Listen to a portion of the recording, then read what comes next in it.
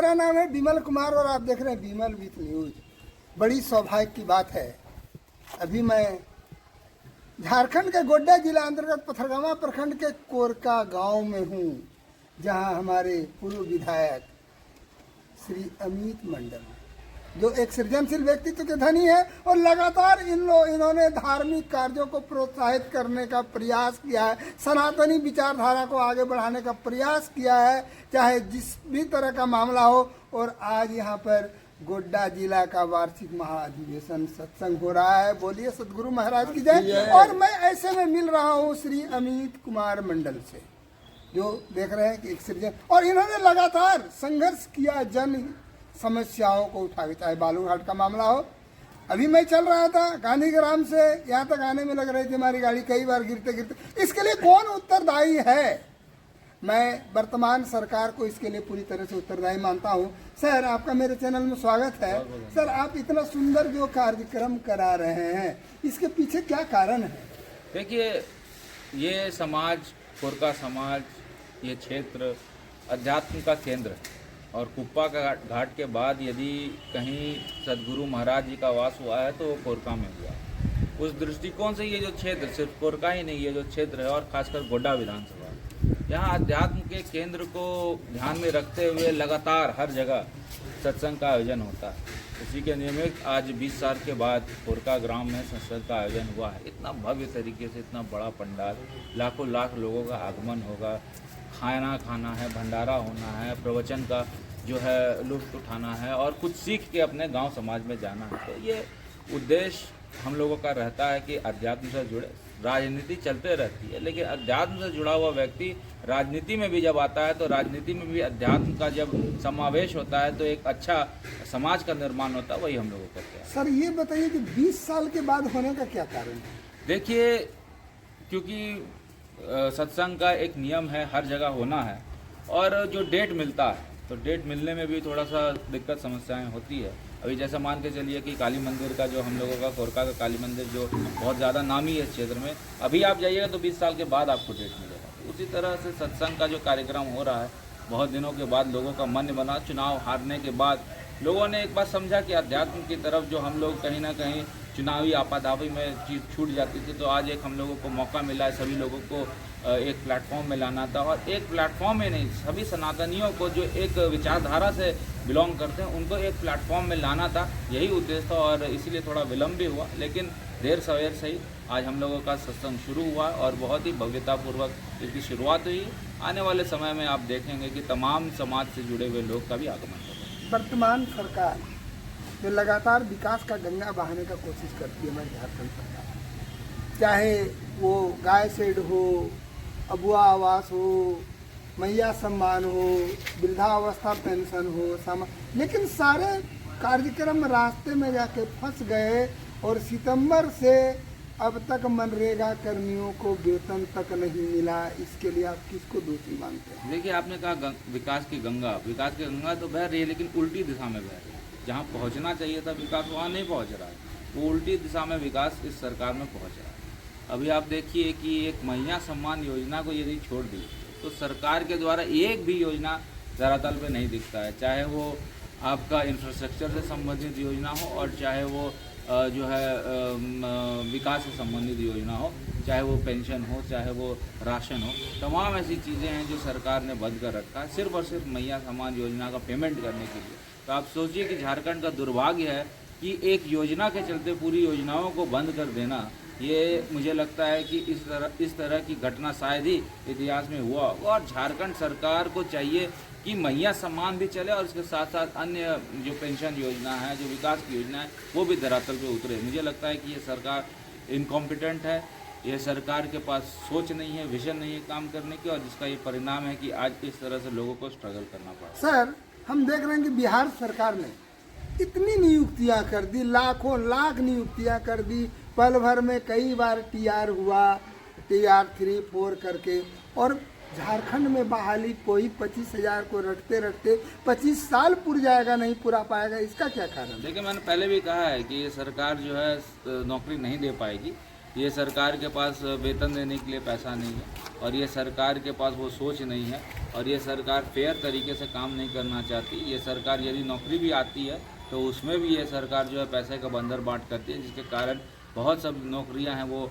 अटकी पड़ी है। और आने वाले समय में यदि सरकार का ये रवैया रहा, मुझे ऐसा लगता है कि नौकरी देना असंभव है। सर, मैं जिस बात की चर्चा कर रहा था, being an environmentalist, I am also an environmentalist, जब मैं थिंकिंग करता हूँ कि क्या होगा भविष्य का, ये सारी नदियों का अस्तित्व समाप्त हो गया, ये देखिए 4 लेन रोड पर इतनी सारी वृक्षें कट गई, और अभी जब इतना गर्मी, अभी तो गर्मी आ ही रही है, तो हमारा विकास ही सब कुछ है। विकास तो हर व्यक्ति चाहता है, लेकिन कहता है कि जितनी तेजी से विकास होगा उतनी तेजी से पर्यावरण का विनाश होगा, और जब नदियों का बालू ही और अस्तित्व ही समाप्त हो जाएगा तो फिर ये घर बन के क्या होगा? आप क्या कहना चाहिए?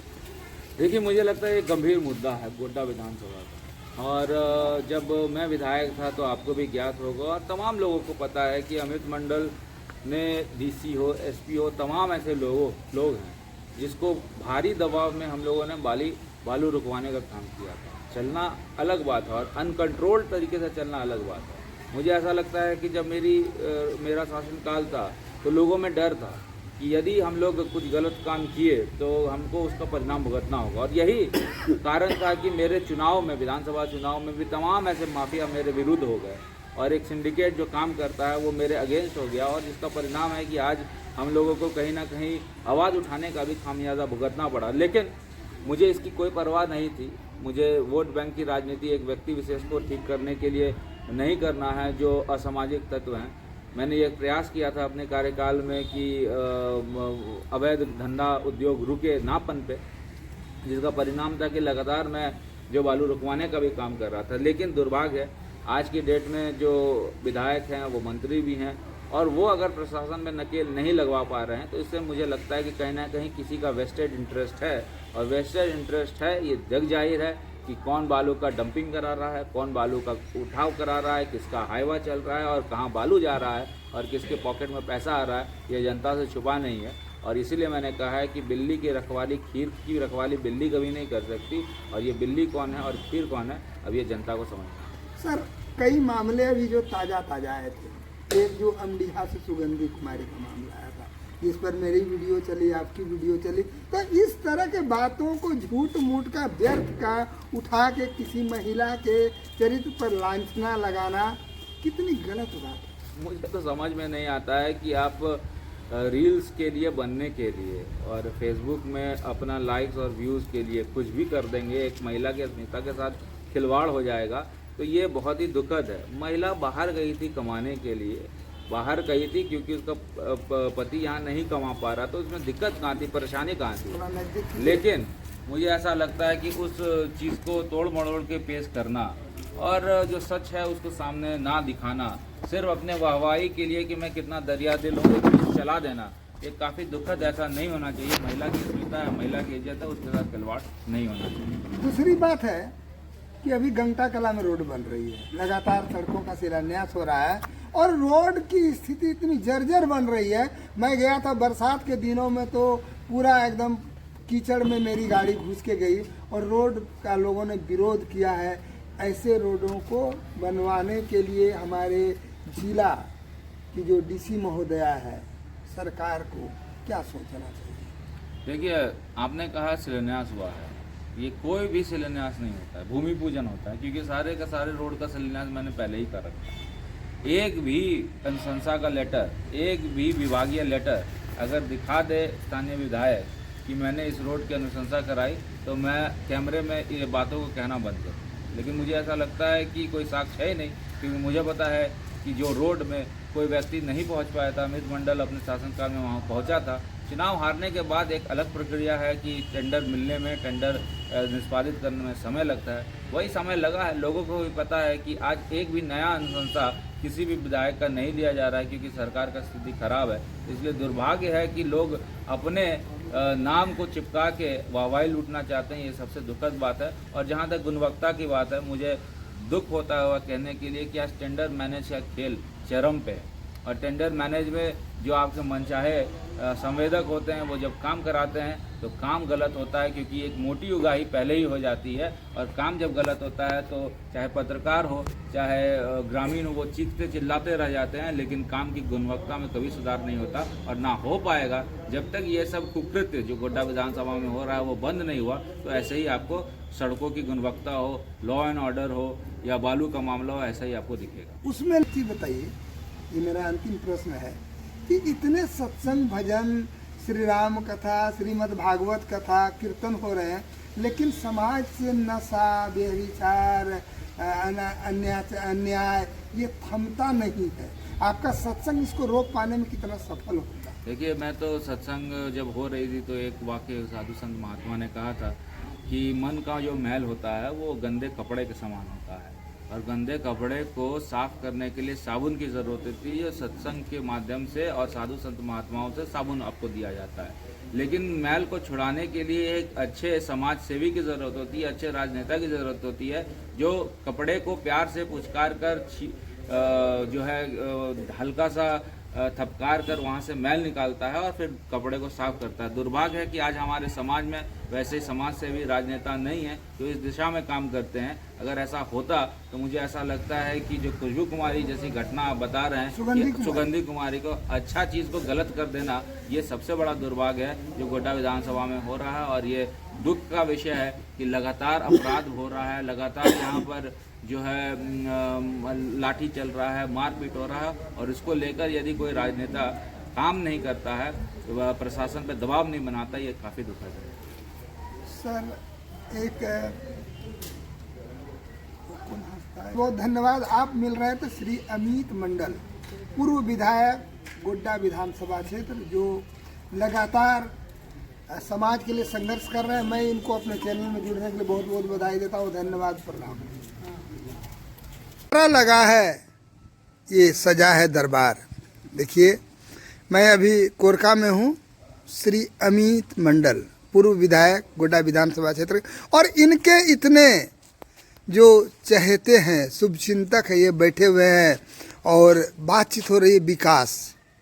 आखिर विकास कैसे किया जाए, जहाँ पर कि मैं बता देना चाहता हूँ बार बार कि इस सड़क को जो सोच के गांधी ग्राम से बनाया गया था, वो अपनी सोच से पूरी तरह से विपरीत दिशा में बढ़ रही है। और शायद आप भी मोटरसाइकिल चलाएंगे तो कहाँ गाड़ी गिरता हूँ, गोड़ टूटता हूँ, करो कोई भरोसा नहीं है। आज हमारा 3 बार गाड़ी गिरलो है, हमें इस संबंध में बात भी करलो छो।